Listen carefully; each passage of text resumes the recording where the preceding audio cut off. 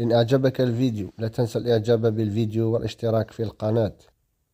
يوجد فرق في التفسير بين المتزوجين وغير المتزوجين نساء ورجال ما عدا في بعض الحالات، وسوف أتحدث بصيغة المذكر. ونفس التفسير للإناث. مكان وقوع الحلم مهم في التفسير. أحيانا حلم فيه أكثر من حدث واحد يمكن أن يكون جزء منه وقع في الماضي.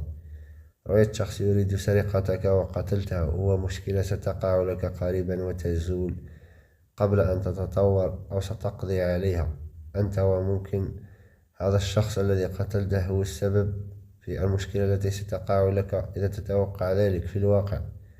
مثل مشاكل زوجية المتزوجين ستكون أحيانا وتزول، أو مشكلة في الخطوبة للمخطوبين ستكون أحيانا وتزول، أو مشاكل صحية في حمل الزوجة أحيانا إذا هناك مؤشرات وتزول، أو صعوبات في بلوغ هدف ما، أو صعوبات في تجاوز مشاكل وظروف سيئة أو أزمة ما ثم تتجاوزها، أو شخص ما سيريد أخذ شيء منك أحيانا ثم لن ينجح في ذلك.